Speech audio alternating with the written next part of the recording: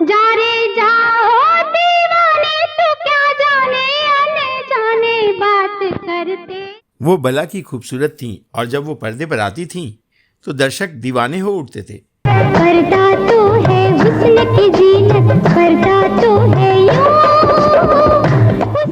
नाचने में उन्हें ऐसी महारत हासिल थी कि जब वो थिरकती थीं तो लोग मंत्रमुग्ध हो जाते थे। घुंघरू बांधे जब से मैंने होता।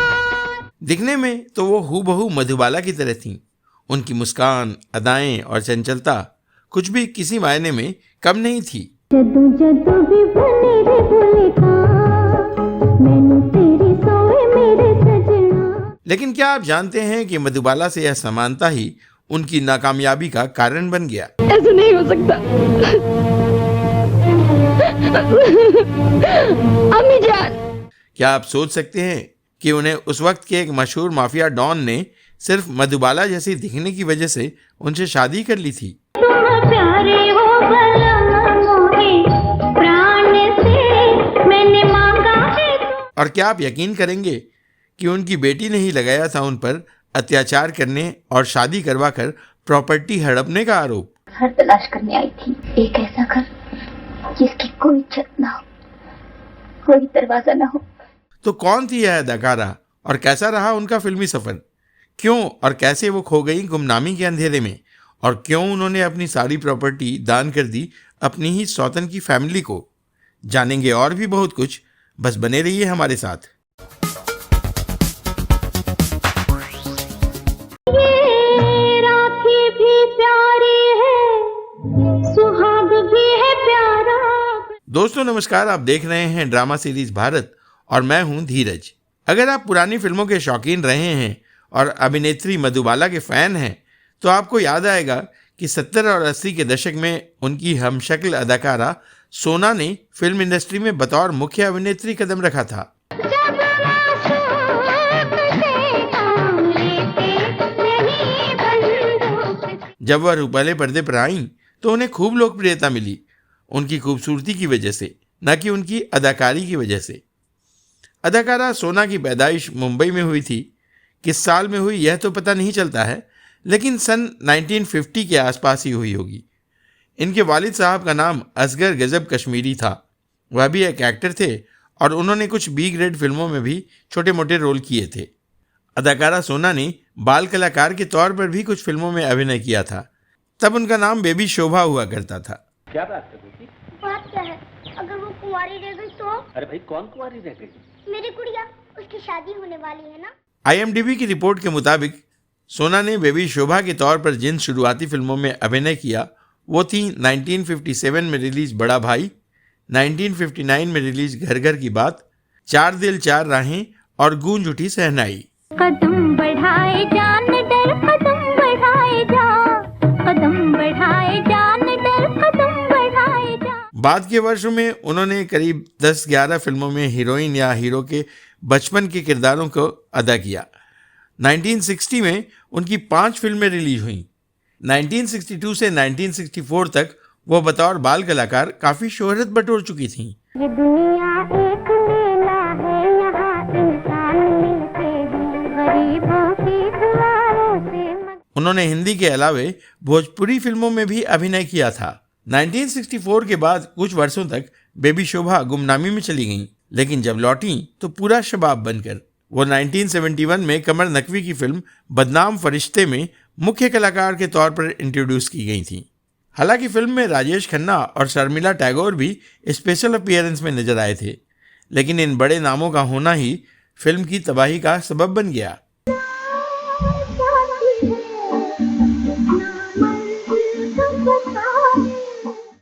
दोस्तों, आप में से ज्यादातर लोगों को पता होगा कि उस दौर में राजेश खन्ना की बैक टू बैक सुपरहिट फिल्में रिलीज हो रही थीं, जिनमें वो लीड रोल में थे। ऐसे में ज्यादातर सिनेमाघरों ने इस छोटे बजट की वैसी फिल्म को पर्दे पर उतारना भी ठीक नहीं समझा जिसमें काका और शर्मिला टैगोर गेस्ट अपीयरेंस में हों। फिल्म का निर्देशन, इसकी कहानी और बाकी कलाकारों का अभिनय बेहद औसत दर्जे का था, इसलिए दर्शकों ने इसे बढ़िया रिस्पॉन्स नहीं दिया और यह फ्लॉप हो गई।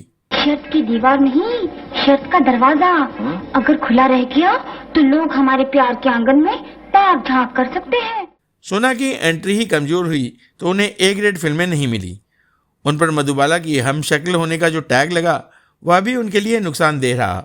कोई भी ए ग्रेड निर्माता एक हम शक्ल को लीड रोल में उतारना नहीं चाहता था। 1973 में आई फिल्में सोनल और राज खोसला की बहुचर्चित फिल्म कच्चे धागे में भी सोना को अभिनय करने का मौका मिला। जा रे जाओ दीवाने तू क्या जाने आने जाने बात करते। फिल्म कच्चे धागे में ये एक छोटी लेकिन बहुत इंपॉर्टेंट भूमिका निभाती नजर आईं। इस फिल्म में उन पर 2 गीत फिल्माए गए जो उस दौरान बहुत चर्चित हुए थे। वो गीत कुछ यूं थे, जरा से अगर हम बेवफा ना होते, खुदा की कसम हम दिलरुबा ना होते।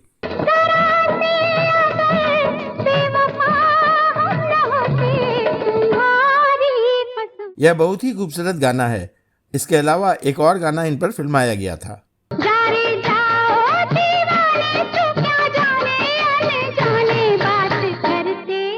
हालांकि अब उन्हें साइड एक्ट्रेस या डांसर के किरदार से ही संतोष करना पड़ रहा था, लेकिन वो अपनी छाप छोड़ने में कामयाब रहती थी और यही कारण था कि वह इंडस्ट्री से बाहर नहीं हुई।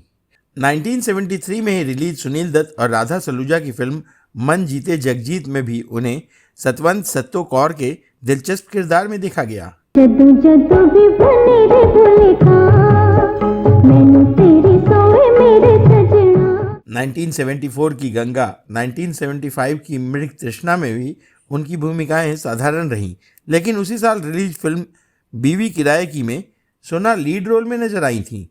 कहा जाता है कि सोना को लीड किरदारों में उतारने वाली फिल्मों में अंडरवर्ल्ड का पैसा लगा था, लेकिन वो फिल्में ए ग्रेड की नहीं रहीं और ये बॉक्स ऑफिस पर ज़्यादा सफल भी नहीं रहीं। सोना के अंडरवर्ल्ड कनेक्शन की चर्चा हम आगे करेंगे। अभी बात उनके फिल्मी जीवन की। 1976 की फिल्में नाग चंपा व राखी और राइफल में सोना अहम किरदारों में दिखीं। हालांकि दोनों ही फिल्मों ने बॉक्स ऑफिस पर साधारण प्रदर्शन किया और सोना को इसका बहुत लाभ नहीं मिल पाया। अरे हाँ, यही सवाल तो मैं पूछने जा रही थी, कहीं आपको चोट तो नहीं आई? 1977 की फिल्में त्याग और 2 शोले में भी सोना को अपना जलवा दिखाने का मौका मिला।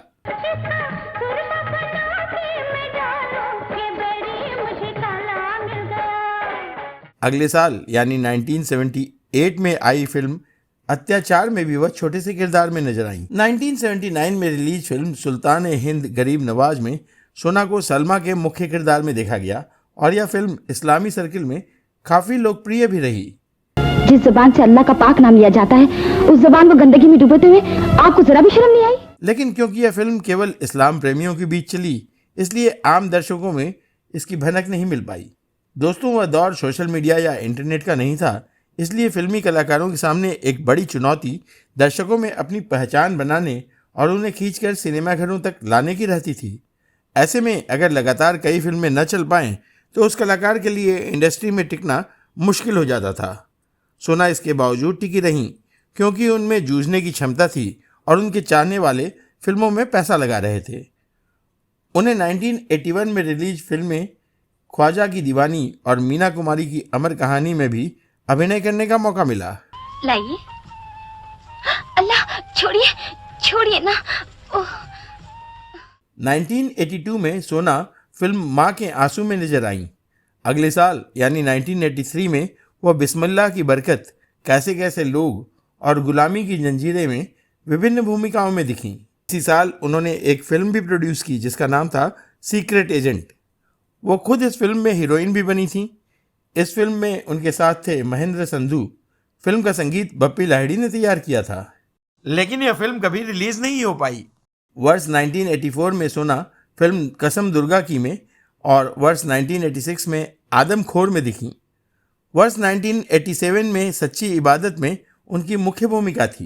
अल्लाह ने तुम्हारा बेटा भी छीन लिया, लेकिन मैंने क्या किया? मैंने तो उसे उम्र भर याद रखा। 1989 में आई फिल्म 7 लड़कियां बतौर हीरोइन उनकी आखिरी फिल्म थी। इस फिल्म में उनके हीरो थे प्रोड्यूसर NN सिप्पी के भतीजे राजन सिप्पी, लेकिन यह फिल्म भी ज़्यादा नहीं चल पाई। इसके बाद उन्होंने शादी कर ली और फिल्मों से दूरी बना ली। अभिनेत्री सोना भले ही मधुबाला जैसी दिखती थीं, लेकिन वो कभी ए ग्रेड की एक्ट्रेस नहीं बन पाई। सोना काफ़ी हद तक मधुबाला की तरह दिखती तो थीं, लेकिन यह भी नहीं कहा जा सकता कि वो पूरी तरह से मधुबाला की हमशक्ल थीं। हालांकि उनकी कद काठी भी मधुबाला जैसी ही थी और चेहरे की बनावट व दांतों का विन्यास भी, लेकिन कई मामलों में वो अलग भी थीं। फिल्म इंडस्ट्री में हर कोई उन्हें उनके नाम से कम और मधुबाला की हमशक्ल के तौर पर ज़्यादा जानता था, और शायद यही वजह रही कि वह अपने करियर में ज़्यादा उड़ान नहीं भर पाईं। ऐसा भी सुनने में आया कि एक बार उन्हें देखकर दिलीप कुमार भी धोखा खा गए थे। इस बात में कितनी सच्चाई है हम दावा नहीं कर सकते। इसके अलावा सोना एक और वजह से चर्चा में आई, वो थी मुंबई के डॉन हाजी मस्तान की पत्नी के तौर पर। जी हाँ, हाजी मस्तान और सोना की लव स्टोरी काफ़ी दिलचस्प है। हाजी मस्तान वैसे तो जब 8 साल का था तब वो अपने घर से भागकर मुंबई आ गया था, जहाँ उसने अंडरवर्ल्ड पर 60 से लेकर 80 के दशक तक राज किया। हर कोई हाजी मस्तान से डरता था, फिर चाहे वो कोई आम इंसान हो या कोई फिल्मी सितारा। हाजी मस्तान उस दौर में फिल्मों में खूब पैसा भी लगाया करता था। ऑनलाइन मीडिया रिपोर्ट्स के मुताबिक हाजी मस्तान मधुबाला की खूबसूरती पर बेहद फिदा था। वो मधुबाला से शादी भी करना चाहता था और इसके लिए उसने काफ़ी कोशिशें भी की। हालांकि वो असफल रहा क्योंकि मधुबाला की ज़िंदगी में किशोर कुमार की एंट्री हो गई थी, और भी कुछ वजहें रहीं, जैसे कि मधुबाला को एक स्मगलर से शादी करना पसंद नहीं था, और दिलीप कुमार व के आसिफ से बिगड़े संबंधों के बाद उन्हें इस्लामी हस्तियों से नफरत हो गई थी। कहते हैं इस दौर में मधुबाला हिंदू मंदिरों और सिख गुरुद्वारों में नियमित तौर पर जाने लगी थीं। मधुबाला के इन किस्सों की चर्चा हम आगे किसी और वीडियो में करेंगे। अभी बात उनकी हमशक्ल सोना और उनके आशिक हाजी मस्तान की।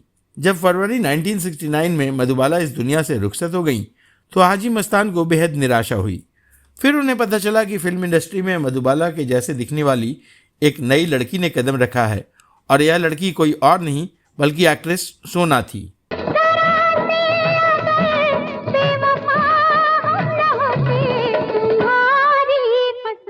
तब तो फिर हाजी मस्तान फिल्म के सेट पर जाने लगे, जहां सोना की फिल्मों की शूटिंग हुआ करती थी। और कहा तो यहाँ तक जाता है कि सोना को पाने के लिए उन्होंने उनकी बहुत सारी फिल्मों में पैसा भी लगाया था। उनकी ये कोशिशें कामयाब भी हो गईं। जब सोना की नज़र उनसे टकराई और ये दोनों एक दूसरे के प्यार में गिरफ्तार हो गए, फिर उन्होंने शादी कर ली। शादी के बाद वो सोना मस्तान मिर्जा बन गईं और फिल्मी दुनिया को अलविदा कह दिया। वैसे भी वो इंडस्ट्री में कुछ खास नहीं कर पाई थी, इसलिए उन्होंने इंडस्ट्री से दूरी बनाना बेहतर समझा। सोना हाजी मस्तान की दूसरी बीवी थी। 1994 में हाजी मस्तान की जब मौत हुई तो सोना बिल्कुल अकेली रह गई। हाजी मस्तान की मौत के बाद परिवार में संपत्ति को लेकर भारी विवाद हुआ, क्योंकि हाजी मस्तान ने सारी संपत्ति सोना के नाम पर कर दी थी। अब क्योंकि सोना को यह डर सताने लगा कि हाजी मस्तान की पहली बीवी और बच्चे कहीं संपत्ति के लालच में उनकी हत्या न कर दें, ऐसे में सोना ने सारी संपत्ति उन लोगों के नाम ही कर दी और हमेशा के लिए गुमनामी की दुनिया में चली गई। सारी संपत्ति जाने के बाद उनकी जिंदगी बदहाली में गुजरी। सोना का नाम फिर से मीडिया की सुर्खियों में तब आया जब हसीन मिर्जा नाम की एक लड़की ने यह दावा किया कि वह सोना हाजी मस्तान की बेटी है। दावे के मुताबिक वह सिर्फ सोना की बेटी है और हाजी मस्तान उसके पिता नहीं हैं, बल्कि उन्होंने केवल उसकी परवरिश की है। हसीन खुद भी फिल्मों और टीवी धारावाहिकों में नजर आ चुकी हैं और अभी तक साउथ व नॉर्थ की फिल्मों में सक्रिय हैं। ఇంట్లో ఎవరు లేరు కంట్లో నిద్ర లేదు ఐ యామ్ సింగిల్। हसीन मिर्जा ने अपनी मां सोना पर बहुत गंभीर आरोप लगाए थे। हसीन ने मीडिया को बताया था कि सोना ने जबरदस्ती उसकी शादी नासिर हुसैन नाम के एक शख्स से करवा दी थी। हसीन का यह भी कहना था कि जुहू में स्थित एक घर जिसे हाजी मस्तान ने उसके नाम कर दिया था, उसे भी कुछ लोग हथियाना चाहते हैं। यह मामला कोर्ट तक गया और फिर आरोपियों के खिलाफ कार्रवाई भी की गई। साल 2010 में सोना फिर से एक बार चर्चा में आई जब once upon a time in Mumbai film release होने वाली थी। मीडिया में यह बात उड़ने लगी कि फिल्म का एक चरित्र उनकी और हाजी मस्तान की जिंदगी से प्रभावित है और वह चाहती थीं कि फिल्म रिलीज होने से पहले उन्हें एक बार दिखाई जाए। जब उनके लिए उस फिल्म की स्क्रीनिंग रखी गई तो उन्हें फिल्म बेहद पसंद आई। साल 2024 में एक दिन खबर आई कि सोना मस्तान मिर्जा दुनिया से रुखसत हो गई हैं। तो दोस्तों, यह थी सोना मस्तान मिर्जा की ज़िंदगी फर्श से अर्श और फिर से फर्श तक पहुंचने की कहानी। आपको यह वीडियो कैसा लगा हमें कमेंट बॉक्स में ज़रूर बताइएगा। या आपके पास सोना मस्तान मिर्जा से रिलेटेड कोई और जानकारी हो तो वह भी कमेंट बॉक्स में हमसे साझा कीजिएगा। हमें आपकी प्रतिक्रिया का इंतजार रहेगा। अब दीजिए अपने दोस्त और होस्ट धीरज को इजाज़त। धन्यवाद।